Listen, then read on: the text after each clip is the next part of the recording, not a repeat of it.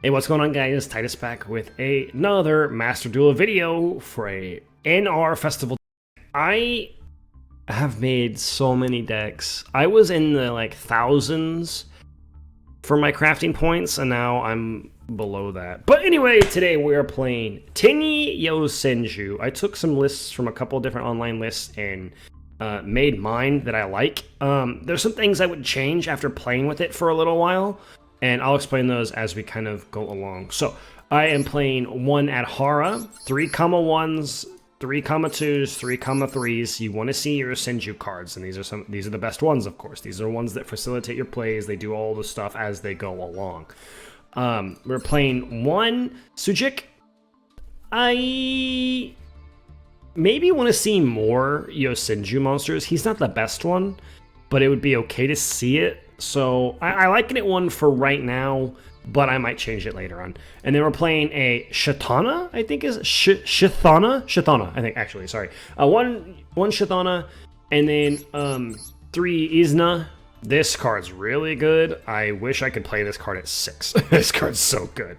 We're playing 1 Vishuna, because you can only play 1. It's limited to 1 in the festival. And then 3 Ashana, 1 Godarla, and 1 Thunder King, just to get rid of problematic cards that we can't really deal with. Crazy enough, like Draglubion is kind of hard for this deck to get over without crashing into it with your monk. So like if you can torrential tribute it or something, that's fine, but you can't target it with Chalice or anything like that. So like it's kind of hard to get over. So like tributing a Godarla or something, and then summoning your own Thunder King if you open both, or maybe having 2 Godarla. I think more Godarla is better because it's easier to get over 2,700 than it is to get over 3,000 for this deck. So, but we're playing 2 Kaijus to kind of just get rid of problematic cards. Also helpful against some of those Time Lord things that are happening. So you have to get rid of those cards. We're playing two training grounds. This should be 3. After playing this for a while, it should be 3 training grounds and 2 MST. Because right now this list says 3 MST. I haven't had any time to alter it at the moment. But you want to see this card with your Yosenjus so that you can keep generating your advantage. The MSTs are for metal foes. That deck is scary, and you have to find a way to get rid of counter and get rid of cards and get rid of things. And it's also for a little bit of like Draco is in the game. And so it's just getting rid of problematic things, especially removal. If you can MST like a Dinomischus or a Torrential Tribute before you commit to the board, it's really, really helpful. So maybe even actually play 3 of these and less Book of Moon. Theoretically, I like Book of Moon. In a vacuum, it's a good card, but honestly, it doesn't do enough. It's not good enough removal. It has come up, but it's not good enough removal. Really, I think this should be like 3 Dinomischus, or 2 Dinomischus and 1 Compulsory, or have it be the training ground and 1 Compulse, and then like another Yosenju, the other one, Osham, something like that. And so I would cut these, so don't try to net deck this if you I do not see Book of Moon ever coming up. It's not that good. We're playing 3 Forbidden Chalice. Play this card. If you're not playing this card, play this card. It's so good. It outs things. It's very helpful. It's a really good card. We're playing 3 Torrentials to board wipe because we absolutely need it. 2 Compulse. As I said, we can change this out. You know, get rid of this for another Compulse and another one of these, and then something else. And then 3 Lost Wind. Lost Wind is good for when they summon their own Draglubion, or their own Hard Earth, or their own Malevolent Sin. Malevolent Sin, not Malevolent Sin.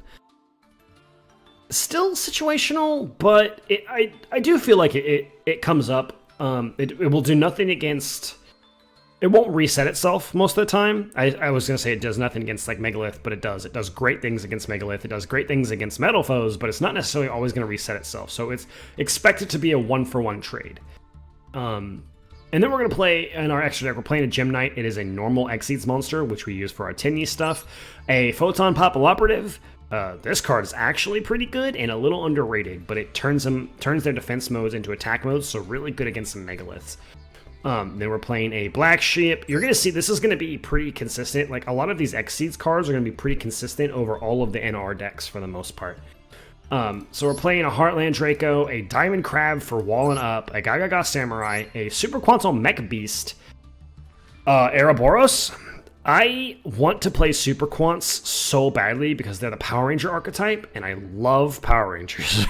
But the deck is expensive to invest in while also not being good, so maybe we'll see. Then we're playing the spider package here. We're playing a number 70 Malevolent Sin and number 84 Pain Gainer, and then the 7 Sins, number 77. Playing 3 Monk of the Tenyi and 2 Berserker of the Tenyi for all of our Tenyi monsters to go into. And with that, let's go see a game.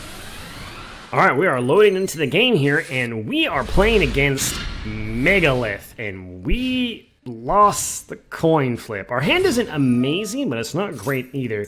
They're going to go ahead and activate Senju, grab the full, activate Incantation Pencil Plume, so we know they're going to combo off. Revealing the full, we know they just added. They're going to summon Talismandra. Talismandra is going to add.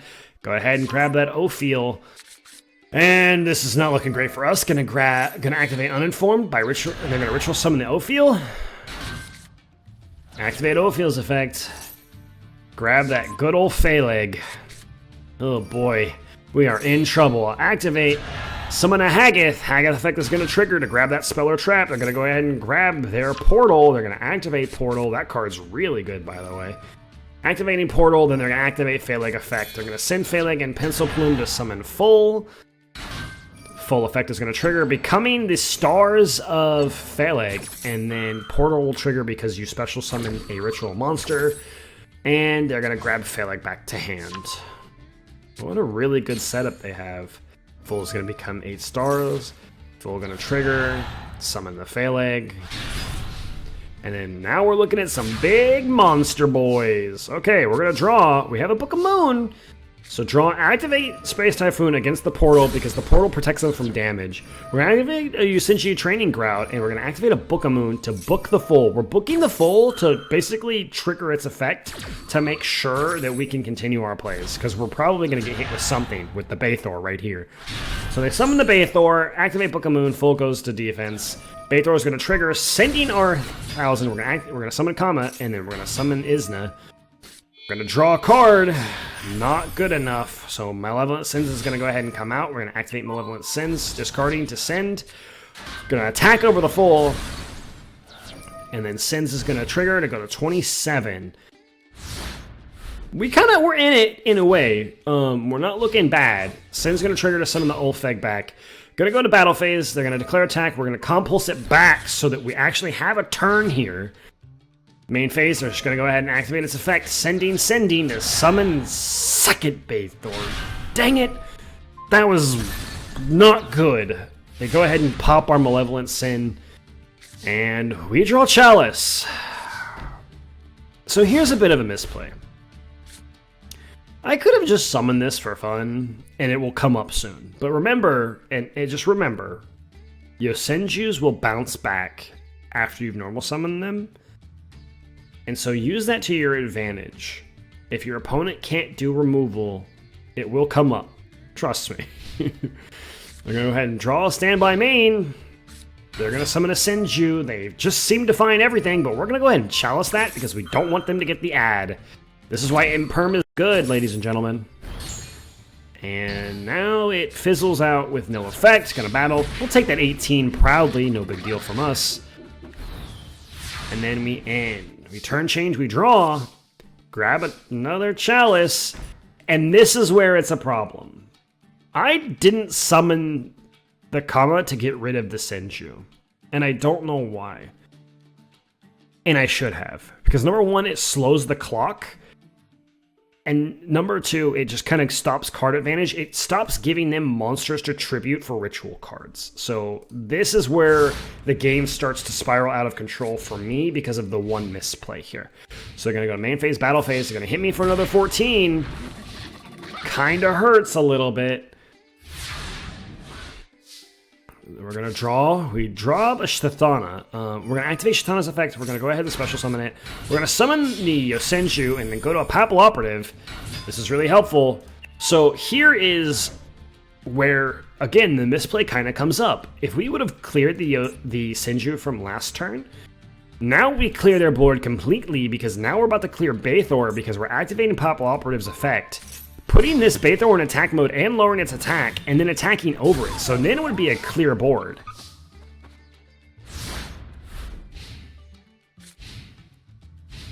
Opponent gets to play. They activate Pencil Plume.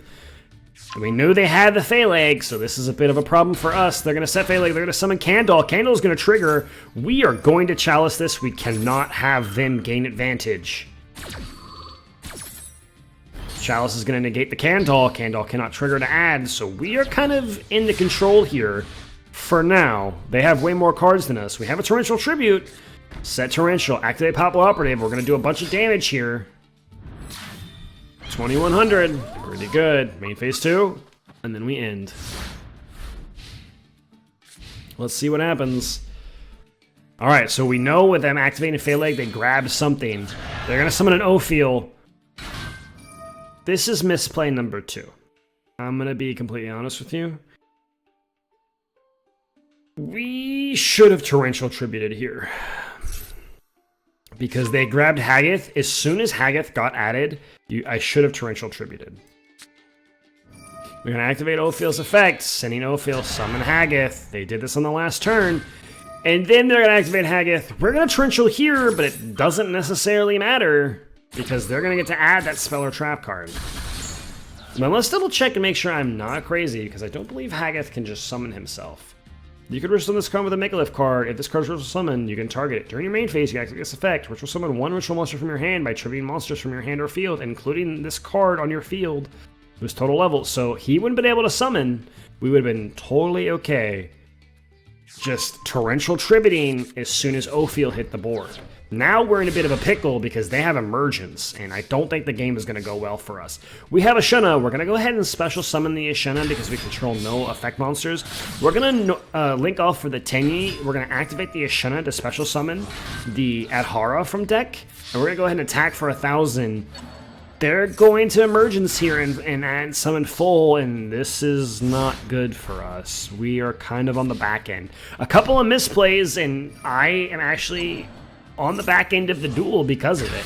They're going to summon the Baethor, they're going to activate full, sending back the Baethor, summoning the Haggith. Haggith effect is going to trigger here, and now we see the writing on the wall. They get advantage. Portal is going to activate, and this is basically the end of the game for us. They have so many cards and so much recursion, there's really nothing we can do. We grab a Chalice, which isn't going to help us much. We're going to link someone into a Tenyi. We have to do this so we control all normal monsters, but they're going to chain Emergence, summon Baethor. Portal's going to activate, so adding back Phaleg to their hand, so they have their recursion. We're going to activate Adhara effect, banishing to grab the Ashuna back. Ashuna is going to special summon because we control nothing but normal monsters. And we're going to go straight into a Berserker of the Tenyi, but it doesn't matter because it can't be destroyed by battle because of Portal. We're going to activate Ashuna, going to summon a Vishuddha, and we're going to end our turn.